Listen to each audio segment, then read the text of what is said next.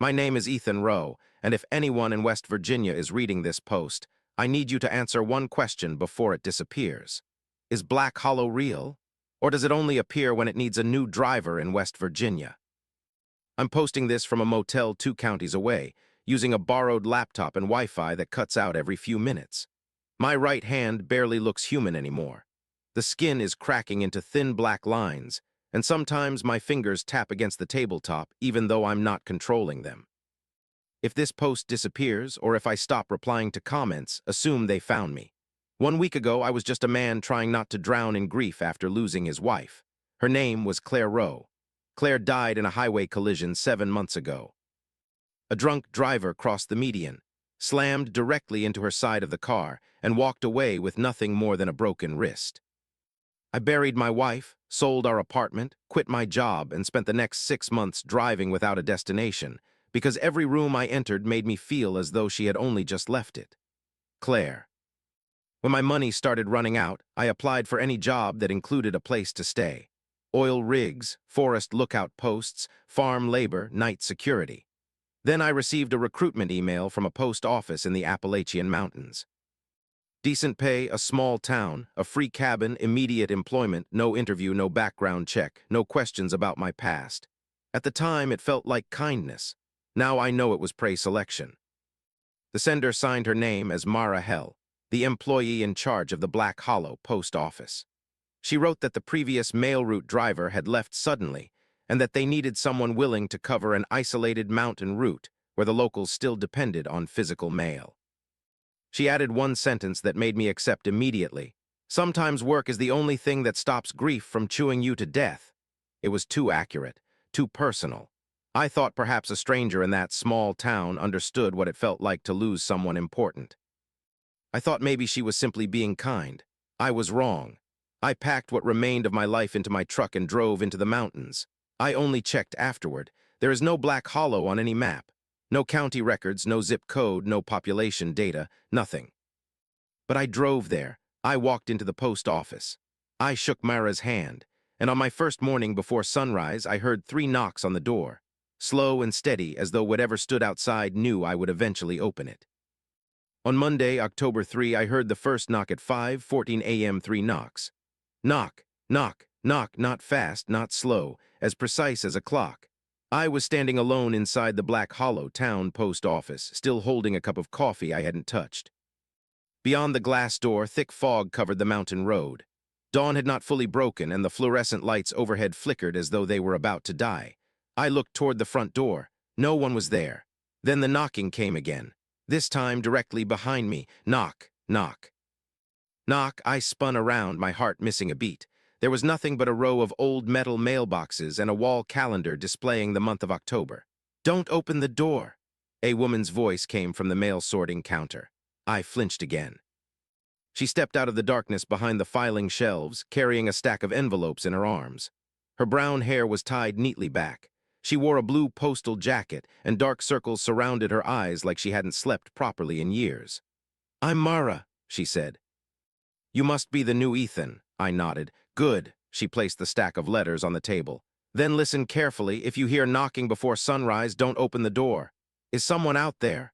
No, she stared directly at me. That's the problem. The knocking sounded a third time, directly against the glass door in front of us. Knock, knock, knock. I stared at it. The glass was covered in mist, but 3 circular indentations appeared in the center as though someone had struck it from the outside with their knuckles.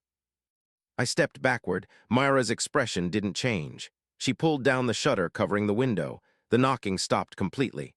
I had taken this job because I had nothing left to lose. My wife died in a highway collision 7 months ago. After the funeral, the city became a sealed box filled with echoes. I sold the apartment, drove across 3 states, and accepted any job that came with housing. The Black Hollow post office paid poorly, but it offered a free cabin, and no one asked questions about my past. I should have wondered why they were so desperate for workers. Mara handed me an old leather mailbag with worn edges. This is Route 9, the Northern Mountain Road. I thought today was my first day of training. It is. She pushed the mailbag toward me. Training here means surviving the day. She handed me a sheet of paper folded into quarters, Across the top was a heading stamped in red ink. Rules for Route 9. Only the first 3 lines were visible. 1. If you hear knocking before dawn, do not open the door. 2. Do not deliver mail to any house without a red mailbox. 3. If you see someone standing in the middle of the road waving, do not stop the vehicle. Only these 3? You only need to remember the first 3 today, Mara replied. What about the others? If you're still alive tonight. She said it as casually as though she were reading a train schedule. At 6:20 a.m., the sky had just begun to turn gray. I climbed into an ancient mail truck with the steering wheel on the right side. The paint peeled away in patches, and the door had to be kicked before it would close properly. A cracked birchwood cross hung from the rearview mirror. Myra stood outside and handed me a flare gun. I thought this was all a joke. I wish it were. She slipped an old radio into my jacket pocket. If something happens, call Channel 3. Does it get a signal? Something doesn't always need a signal to answer. I couldn't bring myself to laugh. She lightly touched the truck door before I left. It was a small gesture. A very human one. Ethan, she said quietly, if you hear someone calling your name from the forest, don't answer. Which rule is that? A rule you're not ready to know yet. The northern mountain road twisted through the red-leafed maple forest like a dirt snake. There were no houses and no other vehicles, only fog crawling along the surface of the road. The first delivery was normal, an old farm with a red mailbox. I placed the letters inside, turned the truck around, and laughed at myself for allowing a strange town to frighten me. The second delivery was fine too. The third was not. A wooden house stood deep behind a row of elm trees. The number 114 hung from its gate. The mailbox out front was blue. I pressed the brake. Inside the mailbag was a letter addressed to that exact house. I looked at the rules again. Do not deliver mail to any house without a red mailbox. Ridiculous. I got out of the truck and walked toward the house with the letter in my hand. Every step across the dry leaves sounded unnaturally loud. The house was silent. Its curtains were tightly closed. No barking dogs, no radio, nothing. I pushed the envelope through the mail slot. The instant my fingers released it, something on the other side violently yanked it away. A deathly pale hand seized it. I stumbled backward. The door swung open. The woman standing in the darkness was unnaturally tall. Her neck was at least the length of a hand longer than any normal person's. Her eyes never blinked. You delivered it to the wrong place, she said. Her voice sounded like 2 people speaking over each other. I turned and ran. The door slammed behind me. Clattering footsteps rushed across the wooden porch. I jumped into the truck, slammed the door shut, and hit the accelerator. In the rearview mirror, the woman stood in the middle of the yard. But her neck continued stretching upward until her head touched the lowest branch of a nearby tree. I screamed out loud. Then my left wrist began to burn. I looked down. 3 parallel cuts had appeared across my skin, blood seeping from them as though I had been clawed. The consequences came immediately. I couldn't speak a single word for the next 10 minutes. You delivered to the house with the blue mailbox. Mara's voice came through the radio as I wrapped the wound with trembling hands. Are you watching me? There's no need. She was silent for a few seconds. The route reports itself. What the hell was in that house? Someone who used to receive mail? I quit. You can't, not yet. What? The radio crackled and her voice dropped to a whisper. You let it see your face. The signal died. I turned the truck around, trying to return to town. The GPS had no signal. The road I had just driven down had become a 3-way intersection I had never seen before. I took the left road. 10 minutes later, I passed house 114 again. The mailbox was still blue. There were 3 fresh streaks of blood across its lid. I hit the gas and sped away. At 11:17 a.m., the fog began to clear. I saw an old man standing in the middle of the road. He wore a faded orange hunting jacket and waved both arms frantically. Rule 3 flashed through my mind. If you see someone standing in the middle of the road waving, do not stop the vehicle. The old man collapsed as though he were having a heart attack, one hand still raised. Damn it. I slammed on the brakes. The truck skidded across the gravel and stopped a few yards away from him. I opened the door and climbed out. Are you all right? The old man lifted his face. He had no eyes. Both sockets were stuffed with crumpled letters. His mouth stretched open all the way to his ears. You stopped. He lunged at me. I fell backward and scrambled away. The smell of wet soil and rotting flesh washed over my face. I grabbed the flare gun and pulled the trigger. A streak of red fire shot directly into his chest. A scream tore through the forest. He burst into flames, but the thing inside him kept crawling toward me on all fours. The bones in its arms bent backward like spider legs. I ran to the truck and slammed the door shut. It struck the windshield. Knock, knock, knock. The glass cracked into a spider web. I floored the accelerator and knocked it into the ditch. The truck swerved violently as it sped away. A sharp pain shot through my right knee. I looked down. The right leg of my pants had been torn open in a long line as though something had clawed me when I fell. The second mark, deeper, worse.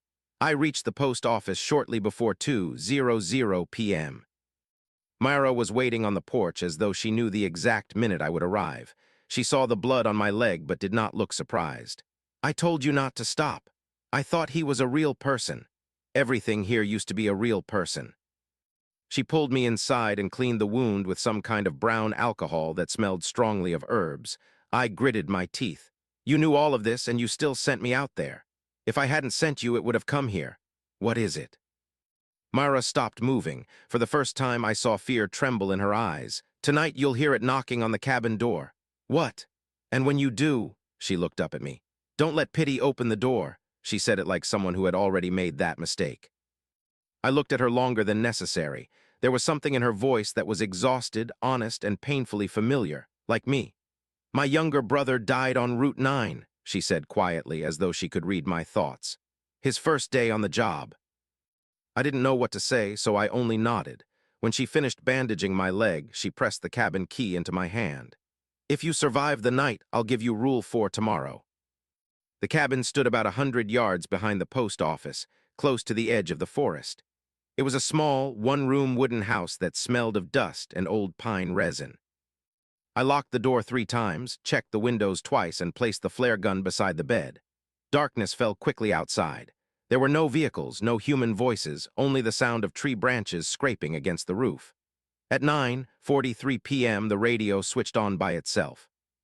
Static hissed for several seconds. Then Mara whispered, "Ethan, don't believe it if it uses my voice." I sat upright. "Where are you?" No answer, only breathing. Then 3 knocks sounded from the cabin's front door. Knock, knock, knock. After that came Mara's voice, clear and trembling. "Ethan, open the door. It's standing behind me." I turned toward the rear window. A face was pressed against the glass from outside. Tuesday, October 4. The face outside the window had no eyes, only 2 deep black hollows that looked as though they had been scooped out with a spoon. Its skin flattened against the glass, white as wet flour. Its mouth was stretched wide, filled with square teeth the color of rotten wood. It smiled at me. Outside the front door, Myra's voice continued sobbing. "Ethan, open the door, please."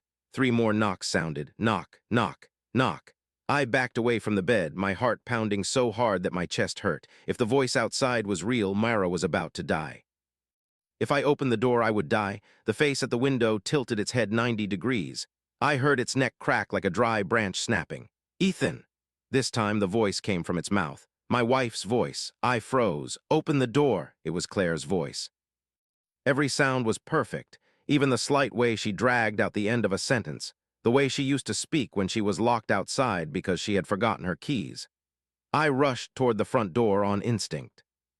My hand had just touched the latch when the radio on the table exploded with piercing static. "Don't open it!" The real Mara's voice came through sharply, filled with panic. I jerked my hand away.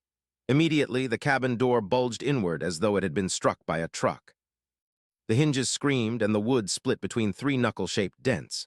Knock, knock, knock. I grabbed the flare gun and fired directly at the door.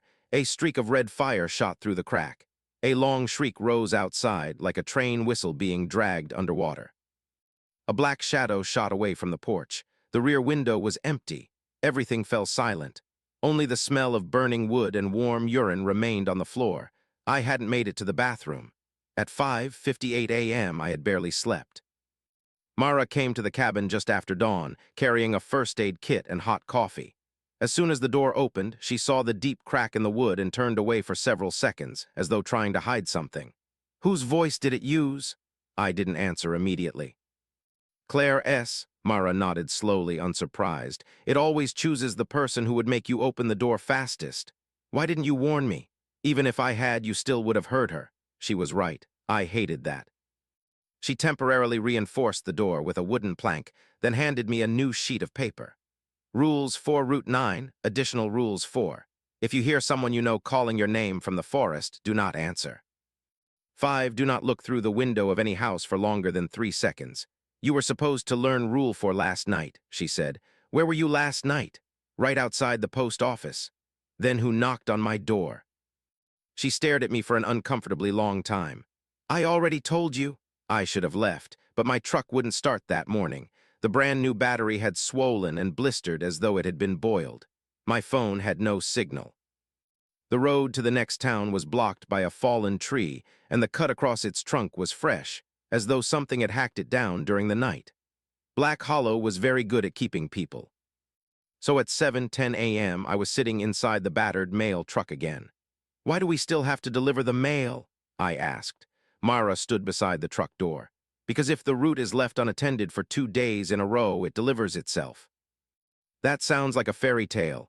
This town was built on fairy tales. She pressed a small brass bell into my hand. If you see black fog, ring it 3 times. Which rule is that? It isn't written down. The first delivery was peaceful. At the second, I found bare footprints on the roof of the truck. They were nearly 1.5 times longer than normal human feet. The mud was still wet. The third stop was house 114. I sped past without looking. Laughter from the forest followed alongside the truck for half a mile. At 11:02 a.m., I reached a red brick house on a hillside. The mailbox was red. It followed the rules. The name on the envelope was Mrs. Bell. I walked onto the porch, pushed the letter through the mail slot, and heard a faint cough from inside. I remembered Rule 5, but curiosity is a human disease. I leaned toward the window beside the porch. 1 second, 2 seconds, 3 seconds. I should have stopped. I kept looking. Inside the living room, an old woman sat with her back to me in a rocking chair, her long white hair hanging loose. Dozens of family photographs covered the walls, but every face in every picture had been scratched away. The rocking chair stopped. The woman slowly turned her head. She did not turn her body, only her head. Her chin moved past her shoulder and kept turning until her face was staring directly at me even though her neck had twisted almost a complete circle. Her mouth opened. I fell backward off the porch steps. The front door burst open. The old woman crawled out on all fours, her bones knocking together with every movement. I ran down the slope, slipped, and rolled into the fence. My left eye burned as though someone had poured heated sand into it. I touched my face. Blood and tears mixed together. In the truck's mirror, the white of my left eye was filled with black veins. The consequence of breaking the rule came immediately. The vision in my left eye blurred by half. I started the engine just as the old woman slammed into the truck door, leaving behind a backward handprint with fingers as long as tree roots. You looked through the window. Mara spoke through the radio before I even had time to explain. What the hell are you? A camera. No, then how do you know everything? Silence. Then she said quietly, because I made those same mistakes before. Her voice no longer sounded hard, only exhausted. I used to have a younger brother, she continued. After the first week, all I had left was his name. I tightened my grip on the steering wheel. For the first time, I believed her pain was real. At 1:26 p.m., the black fog appeared. It wasn't normal fog. It moved against the wind, thick as oil smoke. The trees on both sides of the road disappeared within seconds. I remembered the bell. I rang it once. Nothing happened. Twice. A fishy stench filled the truck. 3 times, the bell gave off a sharp, cold chime. The fog in front of the truck split apart as though cut by a blade. A human-shaped figure stood in the opening, pressed close to the windshield. It was more than 7 feet tall. Its neck bent sharply to the left. Its arms hung below its knees, and its fingers were divided into too many joints like spider legs. Its face was pressed against the glass. No eyes. A mouth filled entirely with wooden teeth, the knocker. It raised one hand, knock. One fingernail lightly touched the windshield. Another crack spread through the glass. I screamed and slammed on the accelerator. The truck shot through the fog. The figure disappeared, but 3 deep dents appeared on the hood, as though they had been made with a hammer. I returned to the post office late that afternoon, my hands shaking, my left eye making everything appear double. Myra sat on the front steps, changing the bandage around her arm. Beneath the gauze were countless old claw marks.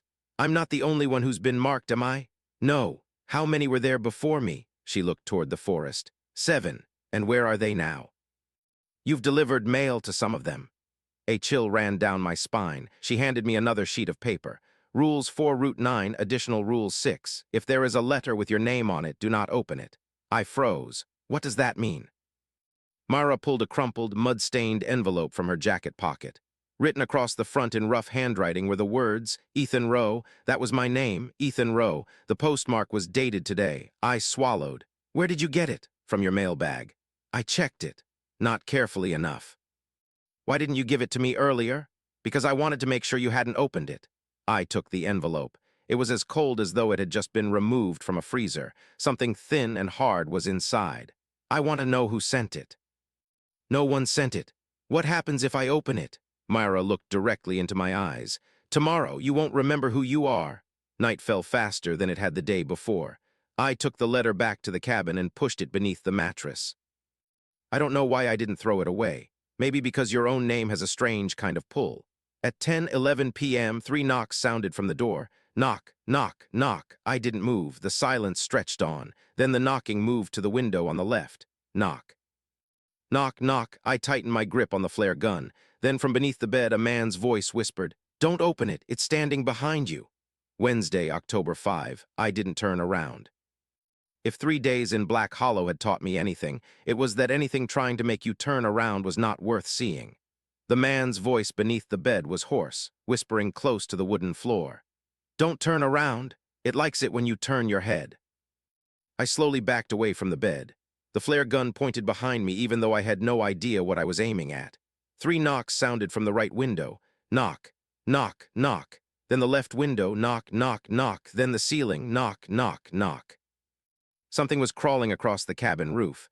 Claws dragged over the wood slowly and deliberately. Beneath the bed, the voice gave a quiet laugh. "I used to sleep here." I lunged toward the door, unlocked it, and rushed onto the porch in a moment of panicked stupidity. Cold air struck my face. The backyard was completely dark. No moon, no lights. The moment my foot touched the ground, I realized I had broken a rule that had never been written but should have been obvious. Do not run outside when it wants you outside. A hand swept down from the porch roof. I barely managed to duck. Its claws tore across my scalp, ripping away a patch of hair. Hot blood ran down the back of my neck. I rolled away from the steps and fired the flare gun toward the roof. Red light exploded across the darkness. For one brief moment, I saw it.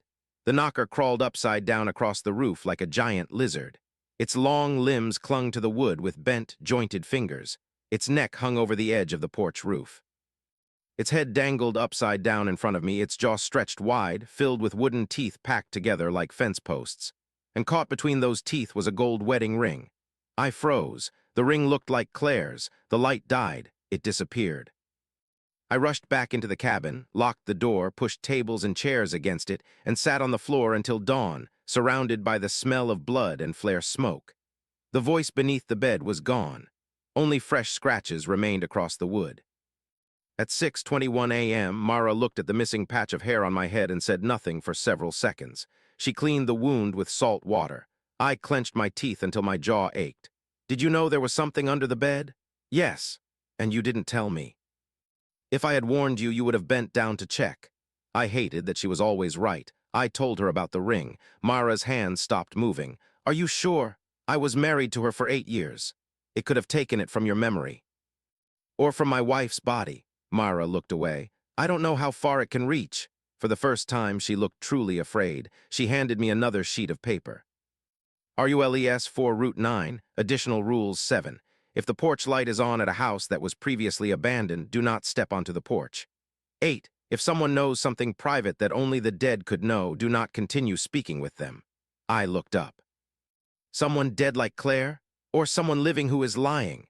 That sentence remained in my mind longer than it should have. The route was much longer that day. I drove for nearly 2 hours before reaching the first stop. It was the same road as yesterday, but the numbers on the mile markers had changed. Things in this place liked to move while you were asleep. A fourth delivery stop appeared. The house had not been there the day before. It was a white farmhouse with a wide porch. A swing moved gently back and forth. The porch light cast a warm yellow glow. The mailbox was red. It followed the rules. I slammed on the brakes. Impossible. The name on the letter was Mrs. Claire Rowe. The blood in my body turned cold. Claire had never lived in West Virginia. I looked toward the porch. A woman stood behind the screen door, small-framed, her hair tied at the back of her neck. My wife. "Ethan," she called. Her voice sounded so real that my knees nearly gave out. I opened the truck door and stepped down, then remembered Rule 7. If the porch light is on at a house that was previously abandoned, do not step onto the porch.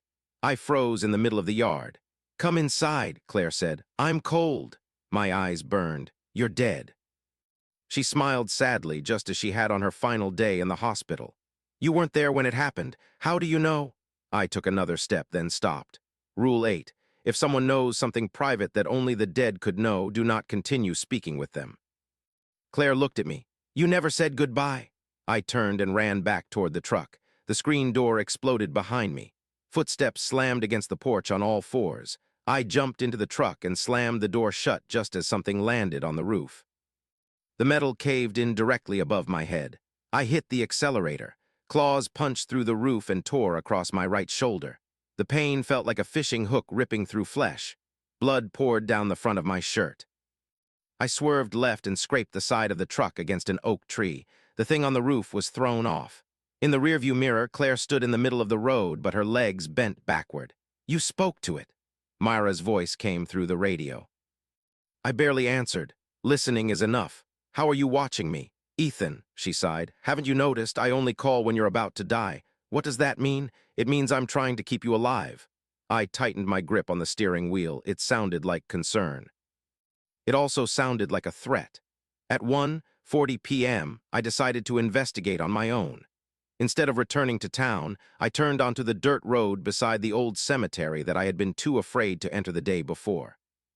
The broken sign read, "Hollow Children's Cemetery, 1891." Small graves stood in long rows. Every one of them belonged to a child.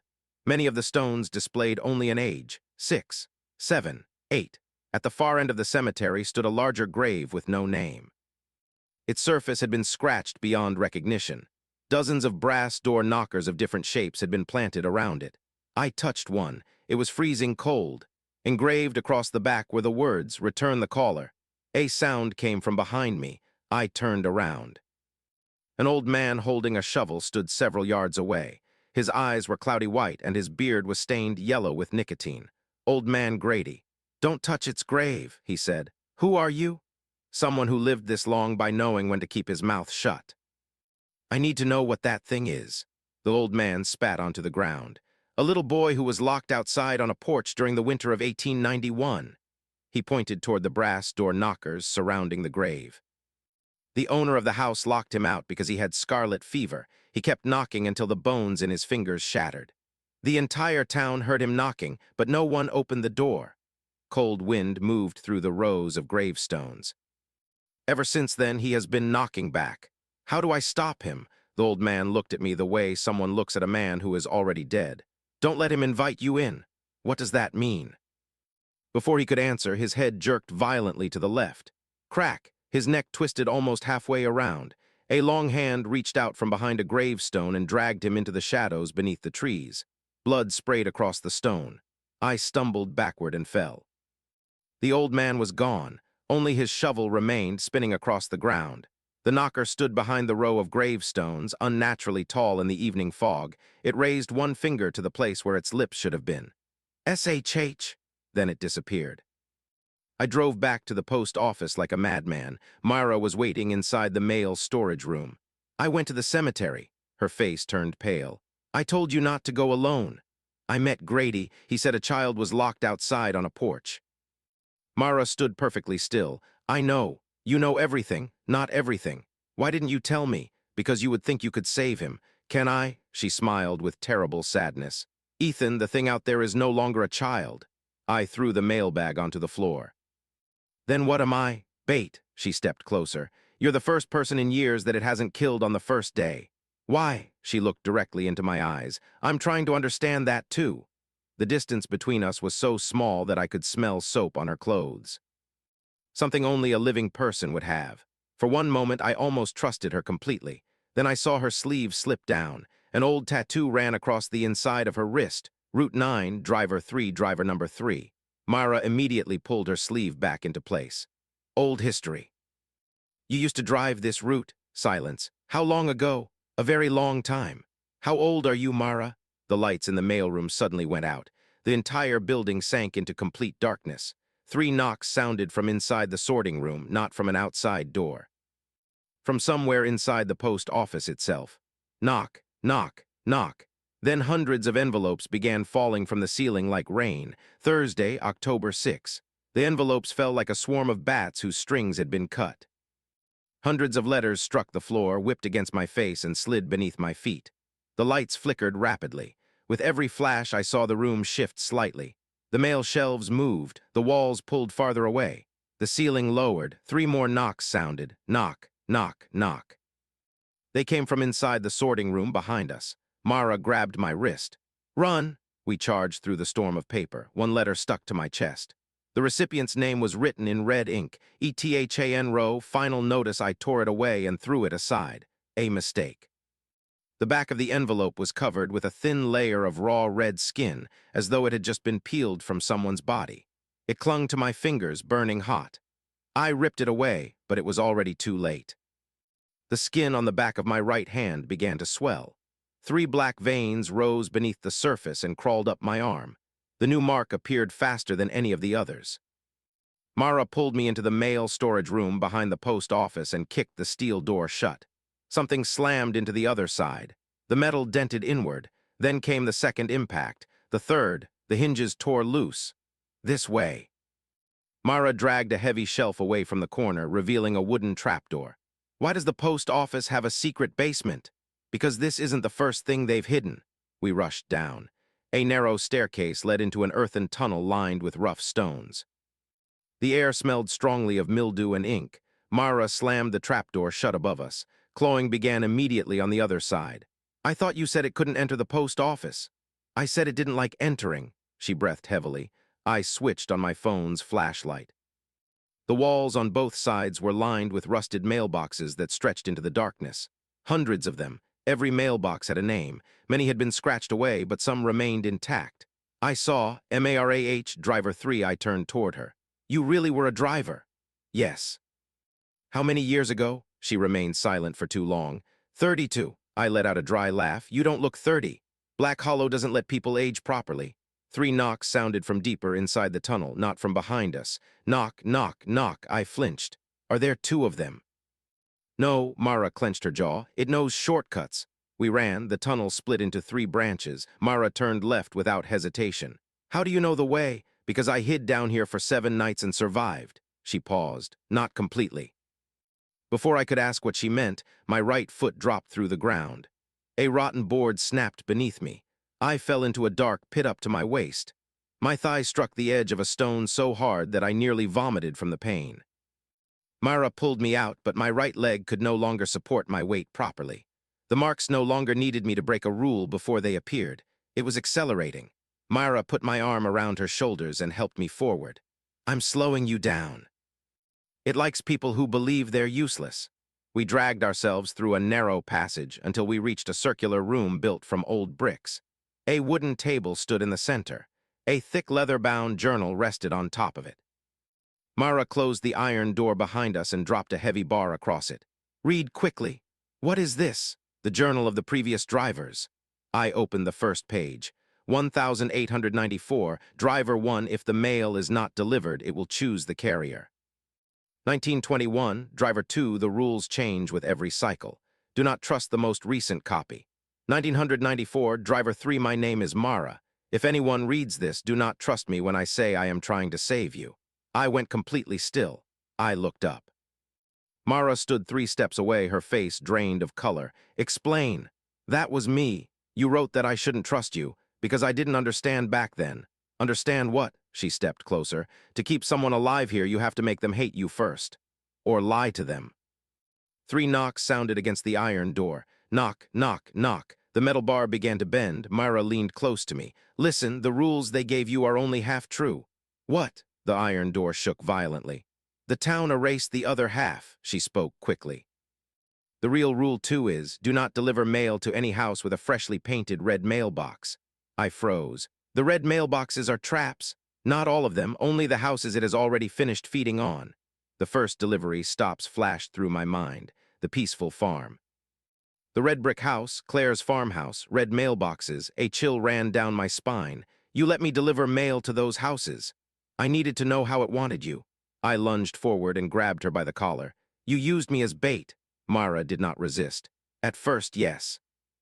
The answer hurt more than any lie could have. The iron door exploded inward. The knocker crawled low through the doorway like a giant spider squeezing into a burrow. The flashlight beam swept across it. For the first time, I saw its entire body. Its skin was made from patches of human flesh stitched together with black thread. Its arms were so long they nearly touched the floor, and every finger had 4 joints. Its neck bent sharply to the right, half a meter longer than it should have been, hanging loose like a rope used to suspend meat. Its mouth split vertically across most of its face, sealed with rows of square wooden teeth. Tiny letters had been carved into every tooth like people's names. It opened its jaws. Inside were hundreds of postage stamps stuck to twitching red flesh. The stench of wet paper and rotting bodies poured out. Myra shoved me aside. Run through the back door. What about you? This time I'm keeping my promise. She pulled a brass door knocker from her belt and struck it against the floor 3 times. The knocker froze. It turned toward her as though recognizing someone familiar. Myra, it spoke in the voice of a child. I froze. Go, she screamed. I limped through the back door of the brick chamber. Behind me came the sounds of impacts, breaking bones, Myra screaming, and then her voice abruptly choking off. I did not turn around. The rear passage led into the forest behind the post office. I crawled to the surface after night had fully fallen. The cold wind cut into my skin and my right leg was almost useless. The radio in my pocket crackled. Myra's voice came through perfectly clearly. Ethan, come back and help me. I stood motionless, blood roaring in my ears, and remembered the line from the journal. Do not trust me when I say I am trying to save you. Who are you? I asked. The other end remained silent for several seconds. Then it laughed. Mara's voice slipped into several overlapping layers. You're learning quickly. The radio went dead. I dragged myself back to the cabin to collect my things. The front door had been torn open. The inside had been ransacked and the mattress had been ripped apart. The letter with my name on it lay unopened in the middle of the floor. A new sheet of paper rested on top of it, written in Mara's handwriting. RULES 4 Route 9, Additional Rules 9. When I ask you to trust me, don't. My hands trembled. Soft footsteps sounded on the porch, almost human. Open the door, Ethan, Mara's voice. I'm still alive.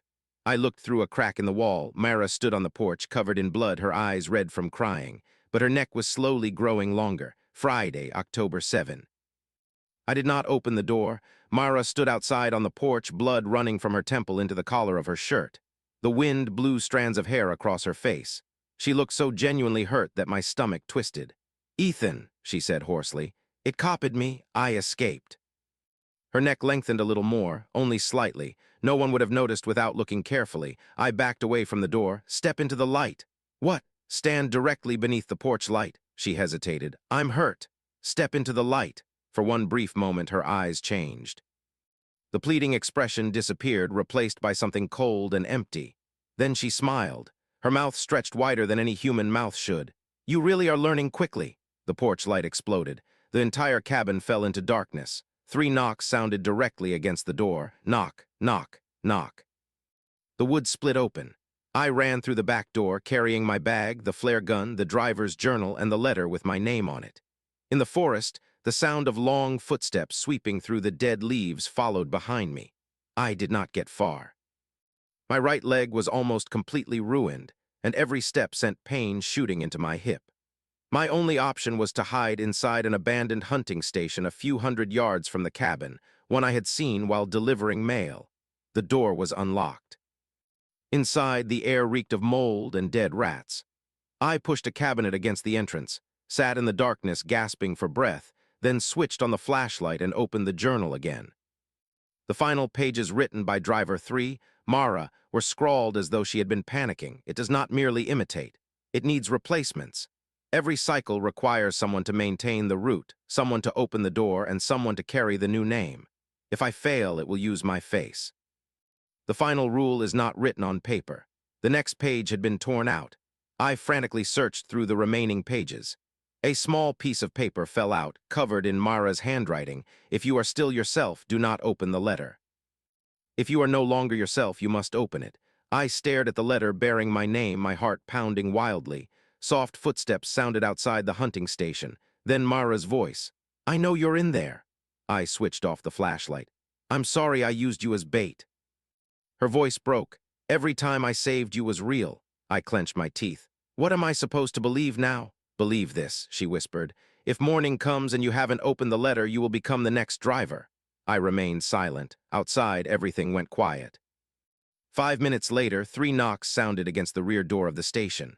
Knock, knock, knock. It had circled around behind me. I tore open the envelope. There was no paper inside. There was an old Polaroid photograph. In the picture, I was sitting behind the wheel of the mail truck. A date was written in the lower corner, October 7 next year. I looked older in the photograph, thinner. My left eye was cloudy and completely black.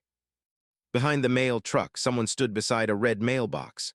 Myra, but her neck was unnaturally long and her head tilted sharply to one side. I turned the photograph over. Written on the back were the words, "You opened the door on the first night." Everything since then has only been the rest of the process. The blood in my body turned to ice. The memory of my first night suddenly snapped backward like a tape being rewound. I remembered my hand touching the latch. I remembered the hinge opening half an inch. I remembered a hand reaching through the gap. I remembered the smell of wet wood. I remembered Claire's voice whispering directly beside my ear. I had opened the door, only for 1 second, but 1 second had been enough. Everything afterward had not been a random hunt. It had been a transformation. I was not someone trying to survive. I was something being prepared. The door of the hunting station exploded inward. Myra charged inside in a low, crawling position. Her arms and legs were unnaturally long, her joints bending backward, but her face remained intact. Half human, half something else. Don't be afraid, she said in her own voice. I've been like this for many years. I backed against the wall. You are that thing? Not completely. She stood upright. Her bones clicked and shifted. Her body rose until it almost touched the ceiling. Black Hollow does not create monsters from nothing. It mixes living people with an ancient hunger. She touched her chest. I am the current keeper of the root. Then what is the knocker? Mara smiled sadly. The remains of everyone who came before me. Behind her in the darkness of the doorway, I saw many long arms layered over one another like a spider's nest made from human bodies. It was not one creature. It was many things sharing the same shape. Why did you choose me? From the day you lost Claire, you were ready to open the door for any voice. Her words cut deeper than claws. You saved me many times. Yes. If you wanted me dead, why didn't you just kill me? Because I wanted the person replacing me to understand pain before taking the job. Mara was truly crying. Tears ran down her cheeks. 32 years, Ethan. She held out her hand. All you have to do is accept the route and I'll be allowed to leave. Outside the station, knocking erupted from every direction. Knock, knock, knock. It sounded like dozens of imaginary doors being struck at the same time. I looked again at the Polaroid from the following year. That meant the future was not yet fixed. If I believed the photograph, I would lose. If I believed Mara, I would lose in a different way. I looked at the flare gun, then at the old gas cylinders stacked in the corner of the hunting station. A plan formed instantly. I agree. Mara froze. Really? I'm tired of running. She stepped toward me, almost collapsing with relief. Thank you. But before I take the job, I said, show me your real face. She hesitated. Ethan, I want to know what I'm replacing. In that moment, pride defeated instinct. She straightened. The skin of her face split from chin to forehead like a zipper being opened. Inside was not flesh, but layers of envelopes packed tightly together, trembling as though they had lungs. A second mouth opened in the center of her chest, filled with small wooden teeth. Her neck stretched nearly another half-meter, and her head swung to one side as though suspended by a rope. I pulled the trigger of the flare gun. The red flame shot directly into the mouth in her chest. Myra screamed. The voices of dozens of people erupted at once. I kicked over the gas cylinder, grabbed the lighter, and threw it down. I dove through the window just as the hunting station exploded behind me. The blast of heat sent me rolling through the mud. Flames rose through the forest. The screaming continued, then shattered into countless frantic knocks. I woke at dawn. Only a blackened frame remained of the hunting station. There was no body belonging to Mara. There were no bodies at all, only the leather mailbag completely untouched in the middle of the ashes. Inside was a brand new sheet of paper. RULES 4 Route 9, Additional Rules 10. When the keeper of the route dies, the nearest survivor takes over. I vomited immediately. From far away on the mountain road came the familiar sound of an engine. The old mail truck rolled toward me by itself and stopped directly in front of me. The driver's door opened. The radio crackled softly. My own voice came through the speaker. "Welcome to your first day, Ethan." Saturday, October 8. I did not get into the truck. The old mail truck remained motionless in the middle of the muddy road. Its engine idled steadily like it was waiting for an employee who was late for work. The driver's door stood wide open. No one was inside. The radio continued to hiss. My voice came through again. "Being late on your first day is not appreciated, Ethan." I stepped backward. "Go to hell." "I said that once too." The voice was perfect. The pauses, the pronunciation, the breath at the end of each sentence. It was exactly how I sounded when I was exhausted and irritated. I looked down at my right hand. The 3 black veins from the day before had crawled all the way to my elbow. Something beneath the skin twitched like worms swimming through water. The mark was no longer a wound. It was taking up space. "I'm not getting into the truck," the radio laughed. "Then the town will deliver the mail directly to your door." Immediately, knocking began throughout the surrounding forest, from one place, then 3 places, then dozens, knock, knock, knock. The sounds came from tree trunks, rocks, and beneath the ground. All of Black Hollow was waking up. I swore and climbed into the truck. The door slammed shut by itself. The engine accelerated before my foot touched the pedal.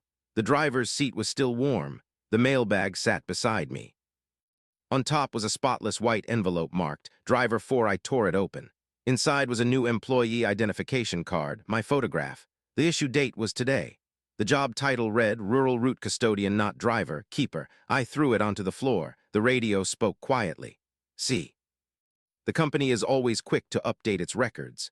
I drove straight out of town. I delivered no mail. I did not stop. I did not look down any side roads. The mountain road stretched unnaturally far, but I ignored it. The sun climbed higher. All I had to do was reach the highway and everything would be over. 3 hours later, I passed a wooden sign. "Welcome to Black Hollow." I was returning from the opposite direction. "No." I turned the truck around and sped the other way. 2 hours later, the same sign appeared again. This time, a new sentence had been painted beneath it in wet paint. "Missed delivery." I struck the steering wheel until my hands bled. At 1:15 p.m., I decided to burn the truck. If the route needed a mail vehicle, then destroying the vehicle should end it. I drove into an open clearing and used a crowbar from the toolbox to puncture the fuel tank. The smell of gasoline spread through the air. I lit it. The flames surged high. I backed away. The truck burned for 10 seconds, then the fire suddenly went out as though someone had strangled it. The steel body glowed red and twisted out of shape, then slowly pulled itself straight again. The peeling paint repaired itself, returning to its original worn condition. The engine restarted. The driver's door opened. The radio came on. "Finished trying?" I drove to the children's cemetery. If everything had started there, I would end it there. The large grave at the end of the row was still surrounded by brass door knockers. The soil around it had been freshly disturbed, as though someone had dug there during the night. I took a shovel from the back of the truck and began digging frantically. 10 minutes, 20 minutes, 30 minutes. The shovel struck wood. I clawed through the soil with my hands and pulled up a small, rotting coffin. There were no bones inside, only letters. Hundreds of unopened letters had been packed tightly into the child-sized coffin. One envelope lay on top, addressed, "To whoever hears knocking." I tore it open.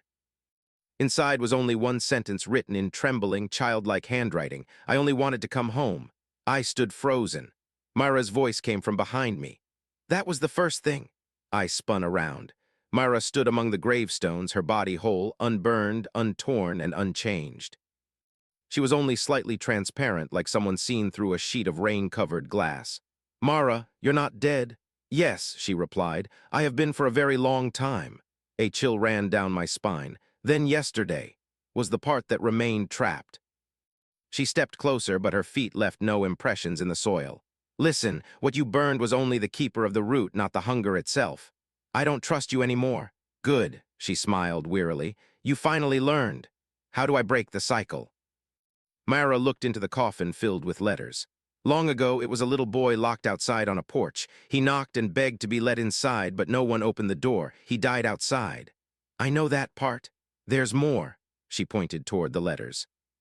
The people in town wrote apologies. They promised to dig him up. They promised to remember him. But none of them dared to open their own doors and leave their homes to bury him. So they filled his grave with letters and fed him with their regret. Wind moved through the cemetery. To end it, she said, you must do the first thing no one has ever done. Open the door, she looked directly at me, answer the knocking, then invite it into a place it can never leave. I understood immediately. The mail truck, Mara nodded. The only thing condemned to run the route forever. 3 knocks sounded behind me. Knock, knock, knock. The knocker stood at the cemetery gate, but now it was larger than the day before, nearly 10 feet tall. Multiple arms grew along both sides of its body. Patchwork human faces opened and closed across its skin like gasping fish. Among those faces was Mara and old man Grady. Claire was there. So was I, the older version of me from the Polaroid. The photograph isn't the future, I said. It's a memory from the previous loop. All of us have failed many times, Mara said quickly. That's why your voice on the radio knows everything. It keeps the memories from the previous cycles, so it is always one step ahead of you. Then why is this time different? She smiled sadly. Because this time you don't trust anyone anymore. The knocker charged. I ran toward the mail truck. It swept one arm through the gravestones. The stones shattered in a row like pieces of foam. I jumped into the driver's seat. Hurry, Mara. I opened the passenger door. Get in. She remained still. The dead can't get inside. The knocker grabbed her from behind. Mara's body dissolved into hundreds of envelopes that scattered into the wind. Drive, I screamed and slammed on the accelerator. The knocker climbed onto the hood. Its mouth struck the windshield. Knock, knock, knock.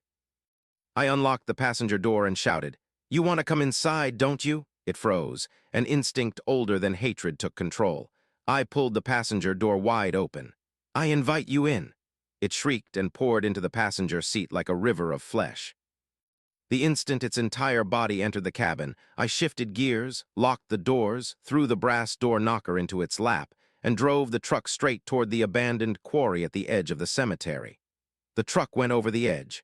The world turned upside down. The glass shattered, so did my bones. Frantic knocking filled the cabin as the truck rolled again and again into the depths of the quarry. Sunday, October 9, I woke to the sound of steady knocking near my ear. Knock, knock, knock. I opened my eyes. I was lying on my side inside the twisted wreckage of the mail truck at the bottom of the quarry. The windshield had shattered completely. The front of the truck pressed against my chest. My right leg was trapped beneath the dashboard. Every breath felt like a knife entering my ribs. It was still dark. The knocking came again, not from outside the truck, from inside the rear compartment. Knock, knock, knock. I laughed out loud and coughed up blood, of course. My right arm had turned black all the way to the shoulder. The skin had split into tiny cracks, revealing gray tissue underneath that looked like wet wood. My fingers were longer than before. The joints ached and cracked. I was changing places with it. The radio hanging beside the steering wheel crackled by itself. My own voice came through, calm, exhausted, and older. You did better this time. Did I trap it? The voice replied. You've only just started your new shift. I closed my eyes for several seconds. How many times has this happened? I don't remember anymore. Am I a copy? You are the Ethan from this cycle. There was silence for a few moments, and the first one who remembers. I pulled my leg free from beneath the dashboard. The bone in my lower leg had shifted completely to one side. The pain made my vision go black. I used a metal rod as a temporary splint, then dragged myself out of the truck. Fog covered the bottom of the quarry like cold water. The truck lay on its side, the passenger door crushed shut. The passenger seat was empty. There was no monster's body, only hundreds of brass door knockers scattered across the floor, trembling slightly like insects. Knock, knock, knock. The knocking now came from the rock walls surrounding me. High above, along the rim of the quarry, human figures stood in a circle looking down. The townspeople. No one moved. No one spoke. Each person held a letter. It took me almost an hour to climb out. Every yard brought a new kind of pain. My deformed right hand helped me grip the rocks more easily. My fingernails had grown longer and dug into the cracks like iron hooks. When I reached the rim, the crowd was still standing there. Old and young, faces I had delivered mail to. The woman from house 114. The old woman whose neck had turned in a complete circle. The eyeless old man from the road. They all watched me as though waiting for a ritual to begin. A woman stepped forward. Her face looked normal. She wore a gray sweater and smelled of cheap perfume. "My name is Mayor Collins," she said. "Mayor Collins, I don't care. You will, from now on, you work for the town." I laughed. Blood spilled from the corner of my mouth. "This town is full of monsters," she shook her head. "Number, we are survivors." She raised the letter in her hand. It was dated 1891. They took me to the old town hall in the center of Black Hollow. They did not need to restrain me. I could barely walk. Inside were black and white photographs of the town from every decade. In every group photograph, a mail truck was parked in the background, and a driver always stood beside it. The faces changed. The posture was always the same. I recognized several of them. Mara, a man who looked like an older version of me. Another man who looked less like me and was younger. I swallowed. "You keep it alive." Mayor Collins nodded. "We keep it occupied by sacrificing drivers and giving it a route, rules, and a job." She sat across from me. "That monster is only a hunger that was left outside a door. If it is not bound to the ritual, it will enter every house. I threw it into the quarry, and it entered you." I looked at my right hand, which had turned into black wood. I could not argue. Why me? People in mourning hear the knocking more clearly. The words made me want to kill her. "Did Claire really die?" She remained silent for several seconds. "The accident was real. And the job I found here," she placed a file on the table. On top was the recruitment email I had received. The sender line read, "M. Black Hollow account from Mara." She invited me here. She chose her replacement before she became too weak. Every memory of Mara's kindness twisted into something else with that single sentence. But I remembered her crying. I remembered her saving me. I remembered her dissolving into letters. Not everything had been false. That was the most painful part. Mayor Collins pushed the old leather mailbag toward me. "You begin tomorrow." "I refuse." "You already began." Knocking echoed throughout the town hall. Knock, knock, knock. The windows shook violently. Distorted, elongated shadows moved across the glass. There was no longer only one of them. There were many. The remaining pieces of it were trying to merge completely with me. Mayor Collins tilted her head. "Do you see? Without the root, it separates." I immediately understood the price of freedom. If I ran, the town would die. If I stayed, I would become a living cage. A new cycle. That night, they locked me inside the room behind the post office. The same room where, on my first day, I had stood listening to 3 knocks on the door. The mailbag rested on the table. A new uniform hung from a hook on the door. My name was embroidered across the chest. ETHAN row, Route 9. I sat alone until just before dawn. Then the radio crackled. Mara's voice came through, faint and distant, as though rising from the bottom of the ocean. "Ethan," I picked up the radio. "Are you still alive?" Alive enough to speak one more time. I held my breath. "Is there a way to break the loop?" The silence lasted for a very long time. Then she said, "Don't let anyone open the door for you." The signal died. Before I could understand what she meant, knocking sounded from the door.